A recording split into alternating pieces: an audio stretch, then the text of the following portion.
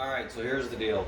This is essentially the best way I have found so far to date to make hamburgers in the simplest way possible that taste absolutely amazing. First, you want to thaw out your hamburger. Fortunately, I've already done so. And I generally prepackage my hamburger in vacuum sealed bags so that way I don't have to worry so much about it expiring. And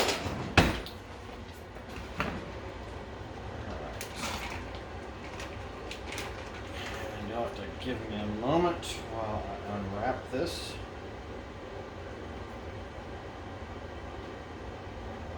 This wax paper out of the way. And the reason why for the wax paper being wrapped around the hamburger is to make it just a little bit easier to vacuum seal. And right now I'm just checking for any stray pieces of wax paper might have been left.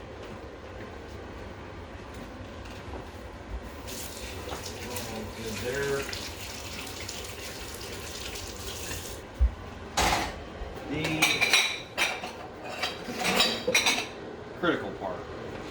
Alright, so what I'm going to do, I'm going to turn this on a little bit above the halfway point.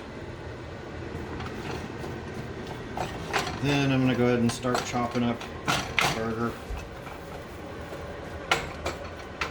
And I know you're thinking, wait a minute, I thought you said we were making hamburgers. Yeah. Amazingly, this is going to actually turn out to be hamburgers. It's the weirdest ways I have ever seen, and it works amazingly well. So you just want to chop it up fairly well. I'm obviously not grinding it into the pan, I'm just kind of chopping down into it. And this may not be so much necessary if you use fresh hamburger, but I don't have any around, just the frozen stuff. And at this point, you want to mark whatever your time is, and in fact, you're probably somewhere around about 6 minutes. Since I have a microwave timer, that's what I'm going to be using. So, we'll be waiting for about 6 minutes from now. And you'll also be well off if you get yourself one of these. It'll save you a heck of a lot of cleaning. Alright, one thing I almost forgot. Once you get your burger in, you want to add a bit of salt, a bit of black pepper, or whatever seasoning you prefer. While the hamburger is cooking, you're going to have some sort of a container where you can lay the burgers out once they are finished. And this is specifically to drain the extra fat off of them. Obviously you don't have to do this, but anyway, assuming you don't want high fat hamburgers, I recommend doing something similar to this. And then this will be ready for when I get everything out. Alright, so what I'm doing now, while the timer is counting down, I usually come over, I rinse out the bag, and then I wash it out.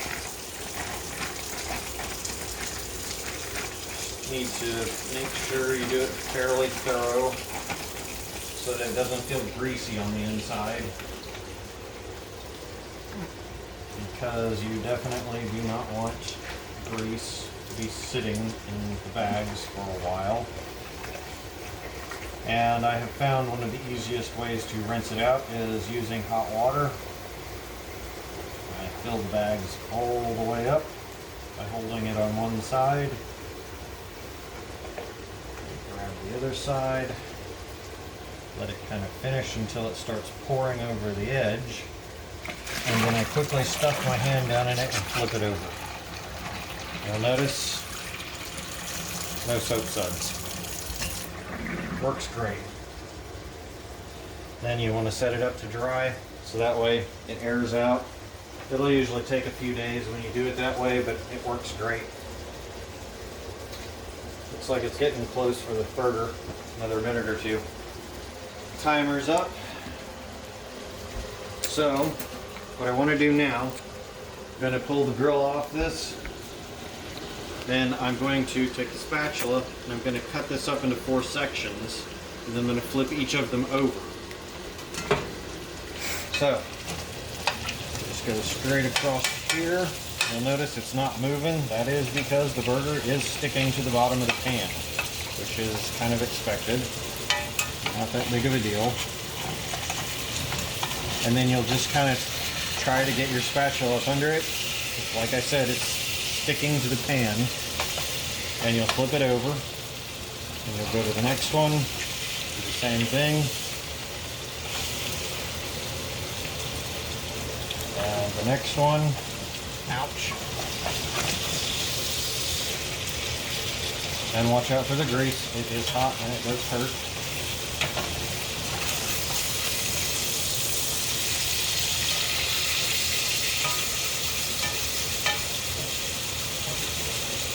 And then you'll let that cook for approximately another 4 minutes. One more thing, which I forgot to do just a moment ago.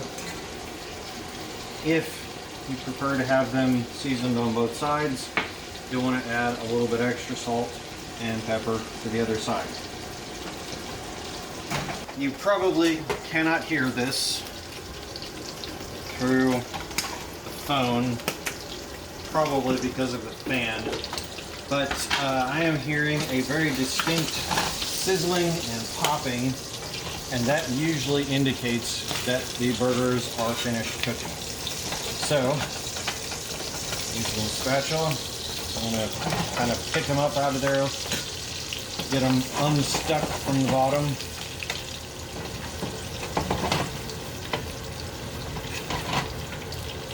Then you want to kind of slide them a little bit up out of that grease. Maybe push them down a bit to kind of get a little bit extra grease out of it.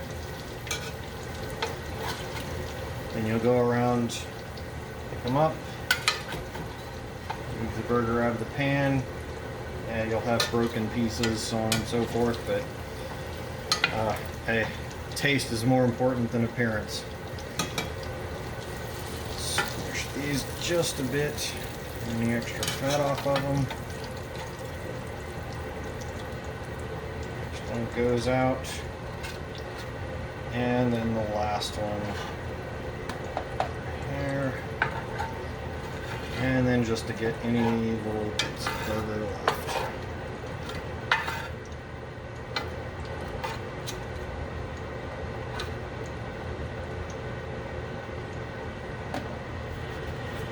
Now for the cleanup. Alright, so the first thing you do with the grease, you take it over to your sink and you pour it down your sink. Wrong. It's a terrible way to cook cleanup. It will clog up your sink and then have a big problem to deal with. So what you want to do is you want to have some sort of bowl prepared ahead of time. You pour the extra grease off, and this is only good for iron skillets. I don't know about any others, but I'm using an iron skillet in case you hadn't realized. And you basically just wipe it out. Dun-dun-dun.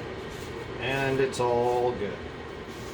Wipe the little bit last bits, and then you just throw the paper towel away, and it's good.